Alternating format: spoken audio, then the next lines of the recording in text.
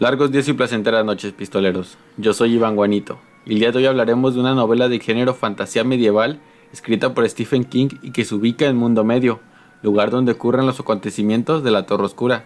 Estoy hablando de Los Ojos del Dragón, que como ya mencioné, esta no trata del género del terror o el suspenso, sino que transcurre en un lejano reino con magos, reyes, príncipes y dragones al modo de un cuento de hadas con el toque personal de Stephen King.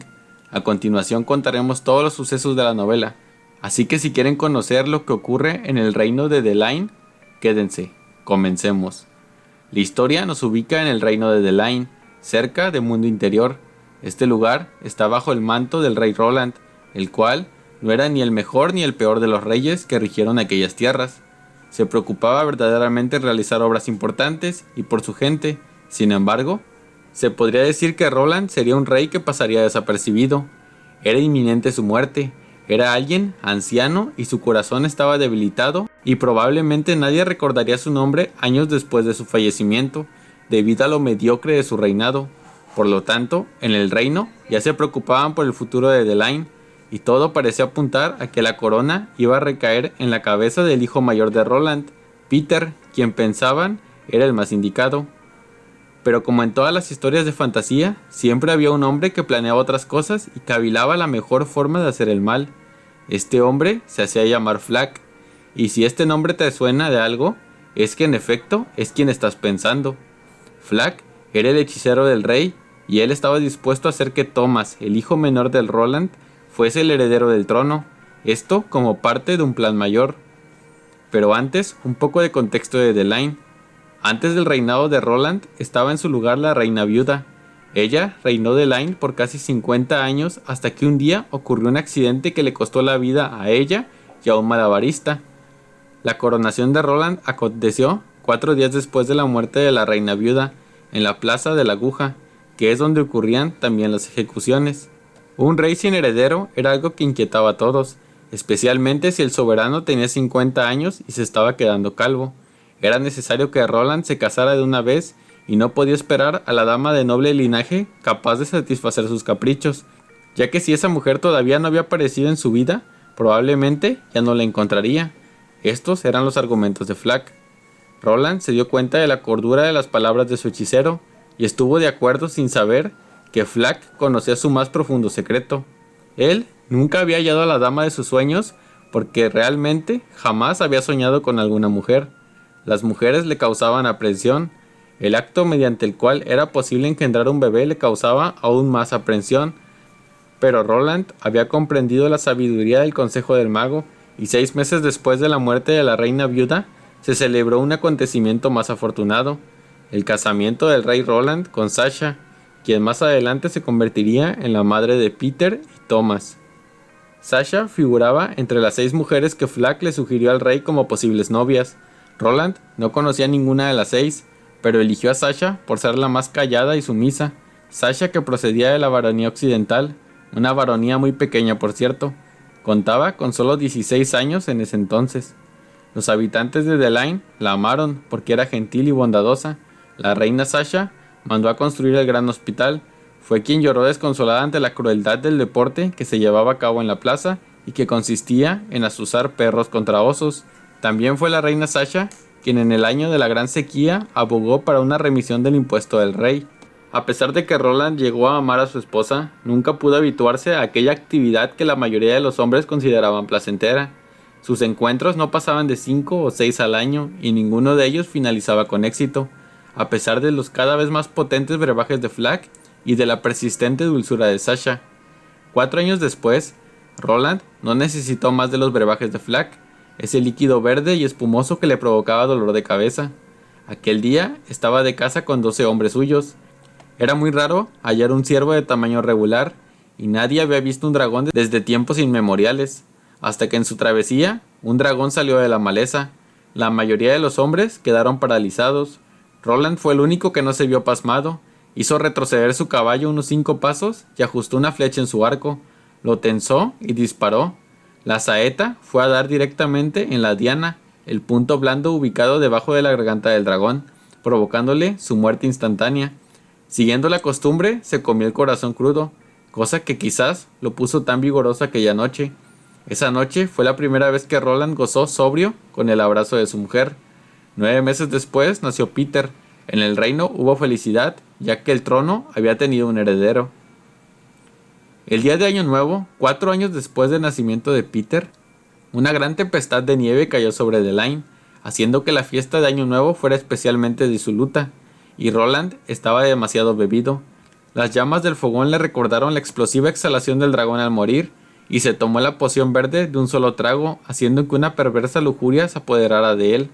De inmediato fue a visitar a Sasha, y mientras intentaba hacerle el amor, resultó lastimada. Ella nunca olvidaría el hedor en el aliento de Roland. 9 meses después, Sasha murió al dar a luz a su segundo hijo, Thomas. Antes de la muerte de Sasha, Flack intentó atentar contra la reina. Sus motivos eran que influenciaba a Roland a ignorar los consejos de Flack, y ahora que estaba muerta, el rey estaba a merced de Flack, y ahora toca hablar sobre él. Unas veces los habitantes de Delain le llamaban a Flack el encapuchado, otros simplemente el hombre oscuro, a pesar de su rostro cadavérico y blanco. Era en efecto un hombre oscuro. Había llegado a Delain desde Garland en tiempos del abuelo de Roland. De hecho, Flack había venido a menudo a Delain. En cada oportunidad lo hizo con hombres diferentes, pero siempre trayendo desdicha, miseria y muerte. Fue el verdugo mayor de 3 de los reyes más sangrientos de la historia de Delain. Dio muerte a cientos, algunos dicen miles de prisioneros con su pesada hacha. En tiempos más lejanos, 400 años antes del periodo de Roland y sus hijos, se presentó bajo la forma de un trovador de nombre Bronson y se convirtió en el íntimo consejero del rey y de la reina. Bronson desapareció como el humo luego de propiciar una prolongada y cruenta guerra entre Delain y Andúa. Él deseaba lo que todo hombre malvado deseaba: tener poder y utilizarlo para generar discordia. Flack era una enfermedad. Escondía sus acciones como lo hacía con su rostro. Cuando se avecinaba la catástrofe que él había generado, él solo desaparecía, como la sombra en el atardecer. Tiempo después, ya finalizada la matanza y la extinción de la fiebre, cuando la reconstrucción estuviera terminada y existiera de nuevo algo que valiera la pena destruir, Flack aparecía de nuevo. Ahora, Flack había elaborado un plan mediante el cual se desharía de Roland y de Peter. Él sabía que todas las noches Peter disfrutaba con su padre una copa de vino, y pensaba que si él entrase una noche cuando Peter ya se hubiese marchado, el rey no se negaría a tomar una segunda copa de vino con el hechicero, para que a la hora de que el rey procediera a beber aquella copa de vino, una sustancia empezara a actuar en sus entrañas, haciéndole creer que es el mismísimo infierno el que se encuentra dentro de él. Este veneno era conocido como la arena de dragón, procedente del desierto de Gren. Se desconocía en Delain.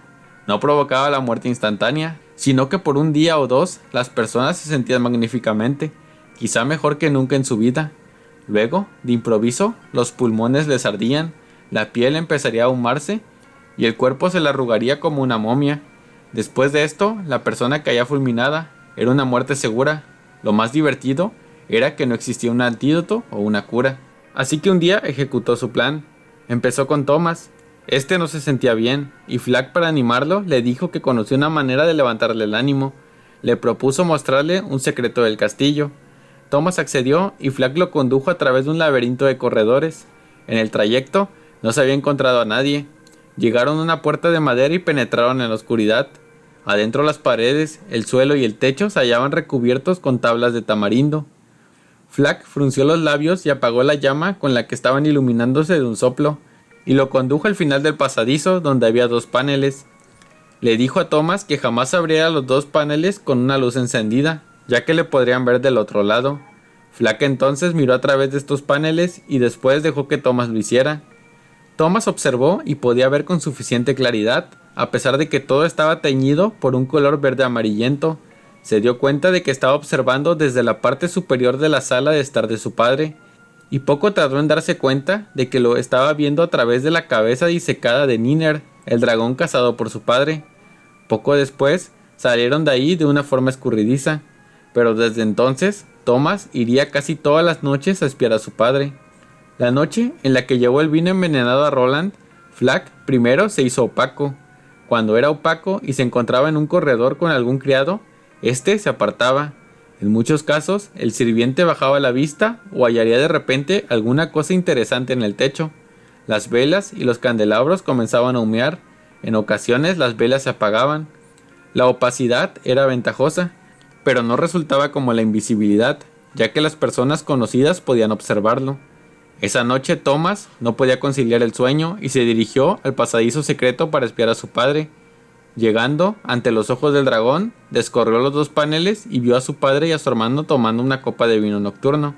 En ese momento sintió que un antiguo odio le llenaba el corazón, con ácido, ya que Thomas envidiaba a su hermano. Al cabo de un rato Peter se incorporó y comenzó a despedirse de su padre, y después de un caluroso saludo de un padre que se sentía verdaderamente orgulloso de su hijo, se fue. Thomas hizo una horrible mueca. No sucedía nada nuevo. Roland estaba sentado junto al fuego, bebiendo un vaso de cerveza, uno detrás de otro. Cuando Thomas se dispuso a marcharse, sonaron dos golpes secos en la puerta. Thomas no escuchó contestación alguna de su padre, se incorporó y fue hacia la puerta. Thomas parpadeó, se talló los ojos y descubrió que después de todo, allí había alguien. Era Flack, con una bandeja de plata con dos copas de vino. El plan de matar a Roland e inculpar a Peter se estaba haciendo una realidad. Este le pasó la copa a Roland y brindaron por Peter bebiendo juntos. Thomas se estremeció al ver al mago. Tenía un mal presentimiento. Gritó en dos ocasiones, siendo esto un intento fallido por llamar la atención de su padre. Flack se dio la vuelta como si él lo hubiese escuchado. Thomas se quedó inmóvil y enseguida Flack volvió a mirar a Roland. El plan de Flack estaba siendo un éxito. Poco después, Flack dejó a Roland. Después de algunos días, el rey Roland pareció más saludable, vigoroso y decidido que en todos sus últimos años. Esto hasta que una tarde Roland eructó. Fue un sonido estrepitoso. Los músicos dejaron de tocar. Las personas que se encontraban ahí vieron cómo las mejillas del rey estaban inflamadas. De sus ojos caían lágrimas humeantes. Su boca echaba humo. Tenía la garganta tan roja que casi que parecía púrpura. La última palabra que pronunció fue la palabra dragón. Flack se llevó la mano a la boca para ocultar una sonrisa, mientras que en el fondo alguien gritaba asesinato. Thomas apenas se enteró de todo esto, ya que una fiebre le atacó hasta el punto de que el médico de la corte se hallaba profundamente preocupado por él. Flack había ordenado la búsqueda de alguna pista que los llevara al asesino del rey, pero hacia las 2 de la madrugada Peter recobró la suficiente serenidad como para hacerse cargo de la situación él mismo. Flack no interfirió. Las siguientes horas serían de suma importancia para que Peter cayera en el plan de Flack.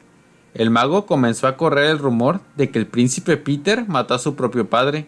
Aunado a esto, el mago ocultó restos del veneno en los aposentos de Peter, el cual fue juzgado y hallado culpable de regicidio. Se le condenó a cadena perpetua en uno de los fríos cuartos en lo alto de la torre conocida como la Aguja. La coronación de Thomas fue inevitable. El día de su coronación miró en lo más alto de la Aguja y pensó que finalmente le aclamaban a él, el hermano apestado, el segundón. Ahora él era el rey, aun sabiendo lo que había visto verdaderamente. No hizo nada para detener el arresto de Peter. Sabía que Flack tenía que ver en lo ocurrido y sin embargo era un niño y estaba asustado. Flack había logrado su cometido, posicionar a un rey manipulable, y Thomas era perfecto para esto. Peter se encontraba en una absoluta negrura de culpa, o eso pensaba Benson, el jefe carcelero. No comía ni hablaba y lo único que hacía era mirar por la ventana de la gran torre. Benson sería un pilar muy importante para que Peter pueda recuperar la cordura después de haber tomado por un par de días la actitud de un niño el cual pataleaba y decía que no era justo lo que le ocurría, y verdaderamente no lo era, pero esa actitud no lo llevaría a ningún lado. Peter comenzó a recuperar la calma y a comportarse como lo que era, un rey. Esto hizo que dijera unos comentarios los cuales le parecieron arrogantes a Benson, provocando que éste lo maltratara hasta que un día Peter le propinó tal paliza que Benson quedó tendido en el suelo, y por no ser por sus ronquidos, Peter habría pensado que había muerto. Después que Benson se recuperara de dicha paliza, vio a Peter con más respeto, tanto cumpliéndole un favor que quería Peter de su parte. Él quería que le llevara al juez Peina una carta. En esta Peter quería dos cosas: una servilleta por cada comida que tenía y la casa de muñecas de su madre. Peter quería escapar y para ello pensaba usar los pequeños instrumentos funcionales de la casa de muñecas, entre ellos una máquina para tejer, para poder hacer una soga. Él planeaba hacer una cuerda lo suficientemente larga usando los hilos de las servilletas que le llevaban diariamente. Haría una cuerda y la usaría para bajar por la ventana de la torre, esto complementándolo con ejercicio y reduciendo su peso para que su descenso fuera más seguro. Peter empezó a tejer poco a poco su soga. Al pasar el tiempo, Peter sentía que tenía que apresurar las cosas, ya que le llegaban noticias de que poco a poco el reino caía en un caos terrible. Su hermano estaba llenando de impuestos a la gente y el hambre estaba terminando con muchas vidas. Peter antes solo tomaba 15 hilos al día, pero en su desesperación comenzó a aumentar la cantidad de hilos por servilleta. Solo era su cuerda, sus piernas y su suerte. O todo lo sostenía o todo se rompía. Confiaría en su suerte y a pesar de que había sido tan escasa. Dennis es el mejor amigo de Peter y personaje fundamental de la historia. Por orden de Peina, le pidió que le llevara a Peter una carta, ya que él creía que Flag era quien verdaderamente estaba reinando The Line, y personalmente era de las pocas personas, por no decir la única, que creía en Peter. Además, Dennis asegura que tiene los argumentos suficientes para justificar que Peter era inocente. Dennis era el mayordomo de Thomas, el cual, en su culpa, sufría pesadillas, y esto le generó ser sonámbulo. Una noche, él revivió lo que había pasado. Fue a la habitación por donde vio a su padre tomar la copa de vino y comenzó a murmurar cosas que a Dennis le parecieron más que pruebas suficientes de que Thomas presenció el envenenamiento de su padre y el culpable era Flag.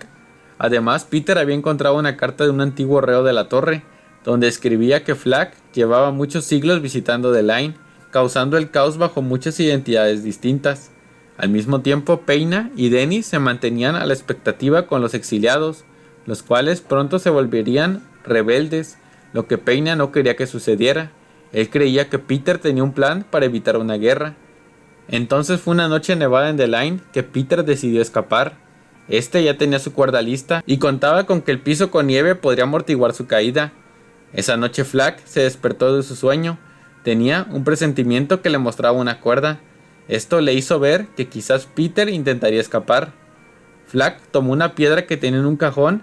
Era algo así como una esfera de cristal, la cual le podría mostrar lo que estaba pasando, y de ella salió una luz que le mostraba cómo Peter descendía de la torre. Flag comenzó a reír y se dirigió hacia la aguja con una gran hacha. Peter todavía no empezaba a descender cuando Flag llegó a la torre. Tardó en entrar, ya que los guardias se habían quedado dormidos. Cuando pudo entrar, Flag comenzó a subir los más de 200 escalones. Peter, después de muchas dudas por el miedo, se animó a descender, ya que escuchaba la voz de Flag sediento de sangre. Cuando llegó ante la habitación de Peter, Flag entró alzando la hacha para poder ver cómo el hilo con el que Peter descendía llegaba a su máxima tensión, y sonrió al ver cómo se rompía. Los amigos de Peter, entre ellos Benson y Dennis, le esperaban abajo con una cama repletas de servilletas reales. Peter aterrizó sano y salvo. Todo había sido parte del plan. Peter se incorporó, estaba aturdido. Flag para entonces les dio la orden a los guardias de que mataran a Peter con los rebeldes que le acompañaban. Peter se topó con una pequeña tropa de guardias, los cuales no tuvieron la disposición para capturar y menos matar a Peter, ya que le respetaban.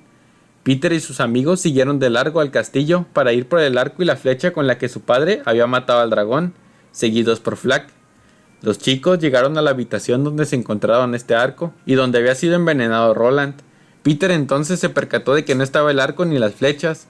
Flag para entonces ya estaba en la puerta y logra entrar después de unas cuantas palabras con Peter. Flag se burla y admite su crimen. Estaba confiado de que nadie le creería a Peter, pero Thomas se encontraba ahí, oculto. Tenía la flecha y el arco y apuntó contra Flag, descargando la flecha en el ojo izquierdo del mago, incapacitándolo un momento antes de desaparecer ante la mirada asombrada de todos. Y así lograron derrotar al mago. ¿Y todos vivieron felices para siempre? Nadie vive feliz para siempre, a pesar de lo que digan los relatos. Ellos tuvieron sus días buenos y también sus días malos. Peter fue juzgado y declarado inocente por la coartada de Thomas. Peter era ahora el verdadero rey y reinó The Line por muchos años, o al menos hasta que el mundo se movió. Por otro lado, Thomas, que sabía todo lo que había hecho por el odio y la envidia, decidió irse al sur, a la nada, a buscar a Flag para matarlo. En su aventura se le unió Dennis, y así termina la historia. Espero les haya gustado el video. Como verán, los ojos del dragón No es la gran historia de fantasía medieval, pero al menos nos presenta un poco más de Flack, el cual es uno de los mejores villanos de Stephen King, si no que el mejor. Déjenme en los comentarios qué les pareció la historia, dejen su like y suscríbanse para más videos así. Yo soy Iván Guanito y recuerden, hay otros mundos aparte de este.